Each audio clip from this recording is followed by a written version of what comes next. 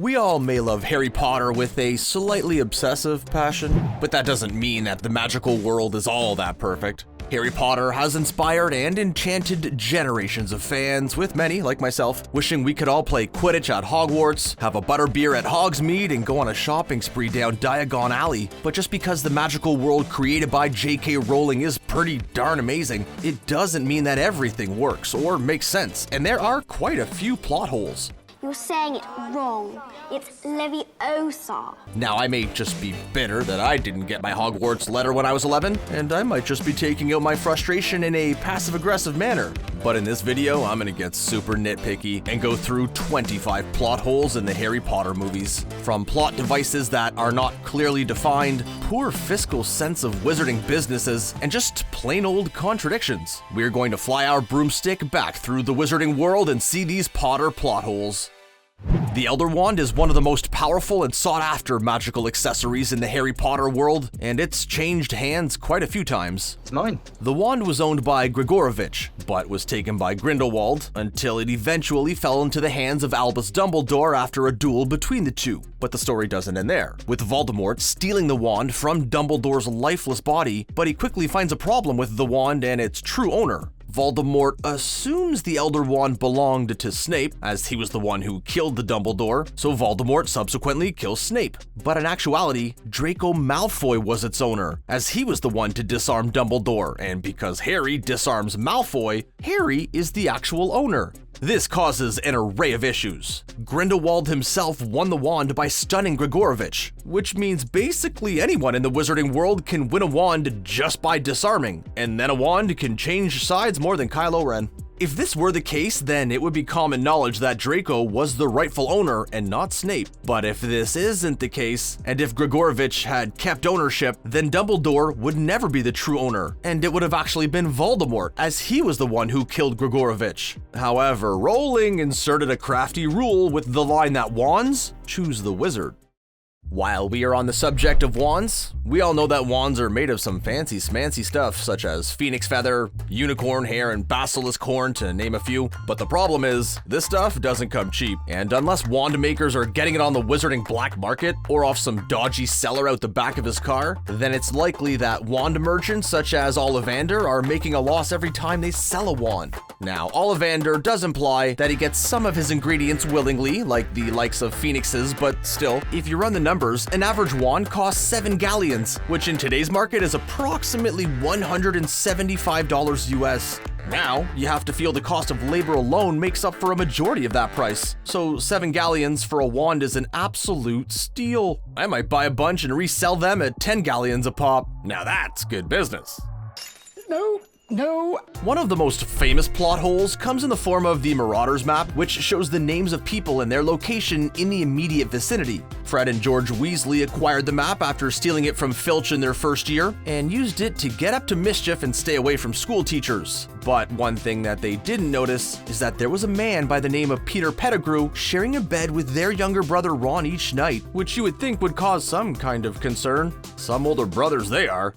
On the subject of Peter Pettigrew, as you know, he betrayed Harry's parents by revealing their location to Voldemort, and then subsequently framed their best friend Sirius Black for the crime in a story worthy of its own Netflix docuseries. Harry's parents went into hiding using the Fidelius charm, which is assisted by the use of a secret keeper, which in this case was Pettigrew. But there is one question that fans have been thinking for some time now. Couldn't James have been his own secret keeper? In Deathly Hallows, both Arthur and Bill Weasley become their own secret keepers, and you have to wonder why the Potters couldn't have done the same. Well, I mean, I guess you couldn't have moved the plot forward and there would be no series, so there's that. As we are on the subject of secrets, another question that have been on the lips of Potterheads has been why the Ministry of Magic did not use the powerful truth-telling potion, Veritas Serum, to interrogate potential Death Eaters or prisoners like Sirius Black. Have you brought the Veritas Serum? Other than the fact that they are basically incompetent and ineffective. Oh yeah, I went there. While it does appear that Rowling does have a reason for this potential plot hole, as she stated that skilled wizards were able to avoid its effects through charms and potions, and some wizards, such as Snape, are able to shield their minds from invasion. Okay, we're gonna let you off this time, JK. You now know that the carriages that ferry the students to Hogwarts are actually pulled by the mythical Thestrals, which can only be seen by those who have witnessed death, and Harry begins to see them after witnessing the death of Cedric Diggory at the hands of Voldemort. But it is surprising that he doesn't see them earlier. Firstly, because he witnessed the death of his mother, secondly, the death of Quirrell, and thirdly, because surely Harry took the carriages at the end of his 4th year. Well, of course, JK has an answer for that too, because she is apparently trying to make us look like a bunch of fools. Her answer to the first part is that Harry was too young to understand the killing of his parents and therefore didn't actually see it. To the second point, Rowling said that Harry was unconscious when Quirrell died. And lastly, that the death of Cedric wouldn't have been truly settled and he would still be in shock. Huh, well played, JK. While we're on the subject of all things morbid, one of the reasons Harry is so affected by the Dementors is that it causes him to recount the horrors of his past. The worst thing about prison was the Dementors. Now, no one is arguing that Harry has not had a hard start to his life, but he is not the only pupil at Hogwarts to have suffered grief. Take Neville, for example, who has been emotionally repressed after witnessing his parents being tortured to the point of a mental breakdown via the Cruciatus Curse. You would think with a childhood like that, he too would be deeply affected by the Dementors. Or maybe Neville is such a boss that it doesn't affect him as badly as Harry. Hashtag the real chosen one. One of the means of transportation other than apparating, broomsticks, flying cars, and however Voldemort gets around in the wizarding world is via a Portkey, a means of transportation used by Harry and the Weasley family to get to the Quidditch World Cup. There are multiple Portkeys scattered around the country, and like all public transport, run on a timed schedule, although a Portkey is a much more exciting means of travel and a lot less of an attack on the senses than the New York subway. We know that the Portkey is time, as a number of wizards rush to the Portkey to make it on time. But then how does the one that Voldemort uses to catch Harry work? Voldemort couldn't have known what time exactly Harry would have used the Portkey, and unless that Portkey has a wider window than the one used for the Quidditch World Cup, it seems unlikely that the Portkey is timed. Let the feast begin. Food in the world of Harry Potter has always been as magical as the story. Other than the dragon tartar, there are a number of foods that I would love to chow down on, but Harry, Hermione, and Ron find themselves without the luxury of amazing food when they go on the run in Deathly Hallows, and hunger causes many issues and frictions between the trio, but it really shouldn't have been. Now, while you can't use magic to make food out of thin air, there are some things you can do to help settle your appetite. For example, you can magic existing food by transforming it, increasing it, or summoning it if you know where it is. Say a nice cold or hot glass of butterbeer or slice of pumpkin pie. Now this is common practice in the wizarding world and something that you're taught early on. And you'd think that this would be something they would not forget, especially Hermione. Every time I hear the word troll, my mind goes to the iconic troll in the dungeon scene.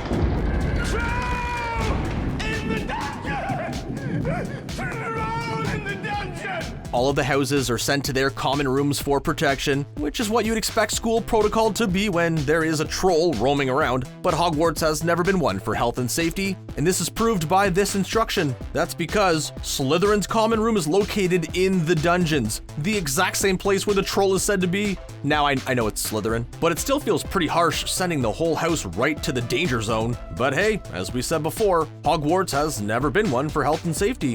One of their punishments is sending students out into the Forbidden Forest. The Forbidden Forest. Maybe I'm lucky I didn't get my letter.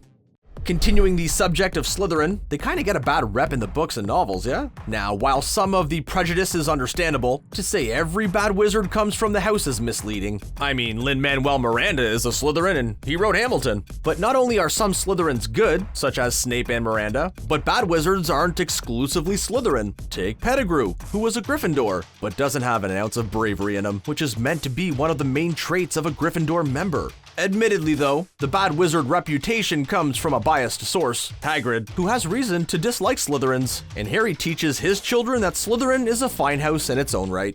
One of the most heartbreaking scenes in the series comes when Hermione wipes her parents' memory of her before she goes on the run in Deathly Hallows. It's a heartbreaking scene, and one packed full of emotion, although that emotion is somewhat undercut by the fact that Hermione seemingly forgot all about it, in the books at least. Later on, the trio fight off Death Eaters in a cafe in London, and after they defeat them, the trio decide to alter their memories. But Hermione says that she hasn't altered her memories before. So what on earth did she do to her parents then?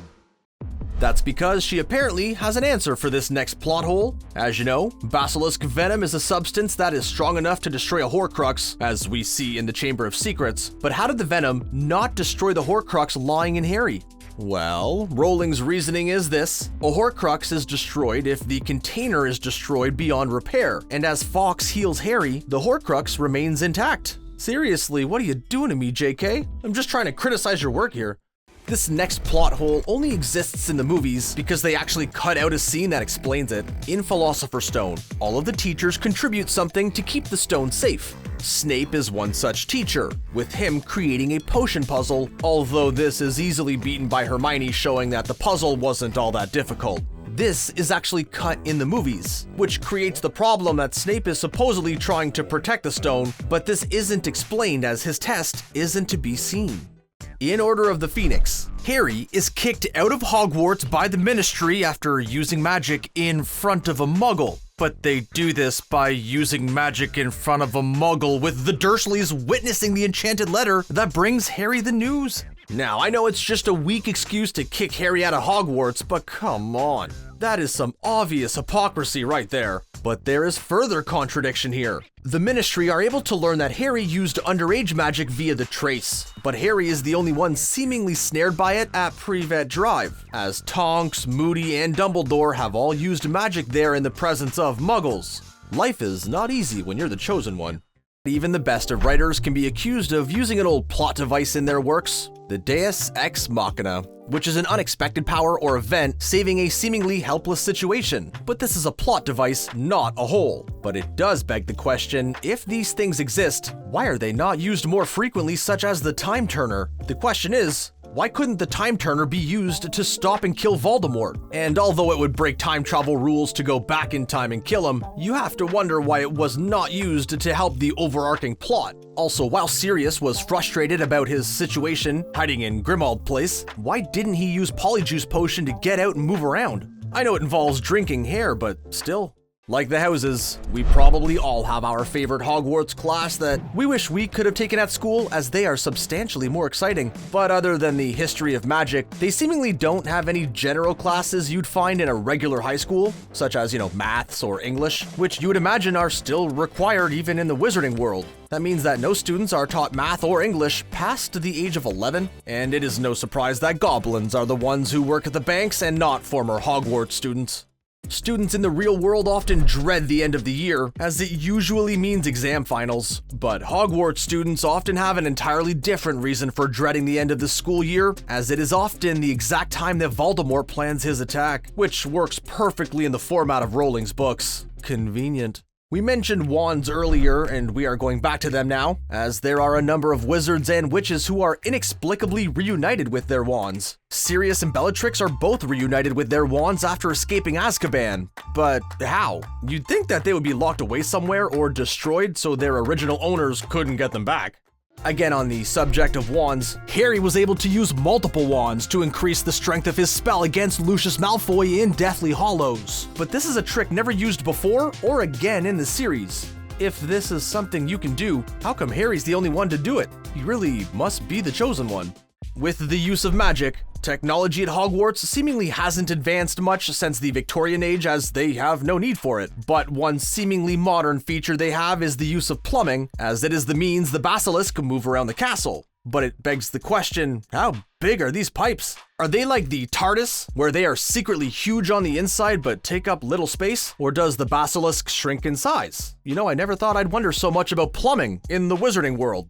Harry's appearance can be boiled down to 3 things: looking like his father, apart from the eyes, he has his mother's eyes, a lightning bolt scar, and spherical glasses. But why does he need glasses? If you can fix a broken bone or even rebuild bones, how come you can't fix someone's sight?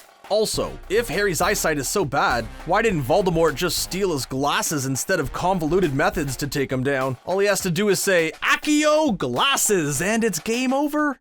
Voldemort is a bit of a tyrant, putting it mildly, but one thing you have to wonder is why he never made his Death Eater's unbreakable vow, which is, well, unbreakable. It's a small nitpick, but it is something you would expect him to do, make all his servants swear full obedience to him and never turn or betray him. Yeah, that's an opportunity missed, Voldy. Another burning question Potter fans have is, how did a weak Voldemort manage to corrupt a young Quirrell, seeing as he was just a husk of his former self? Well, Rowling did seem to answer this one too, saying Quirrell was turned into a temporary Horcrux by Voldemort, but it feels a little weak for me. Okay, this next one is a joke one, but valid all the same. What happened with all the haircuts in Goblet of Fire? Like, seriously? I know despite the 90s setting it was filmed in the 2000s, but still, they are quite the cuts. Imagine if every movie had those haircuts. Were wizarding barbers on strike that year? Or was that just the fashion? I have so many questions and so little answers. What did you make of this list? Did you catch all of these plot holes? Any that we missed? Or are we just being nitpicky? Let us know in the comments below and make sure to subscribe to ScreenRant for all this and more. See ya!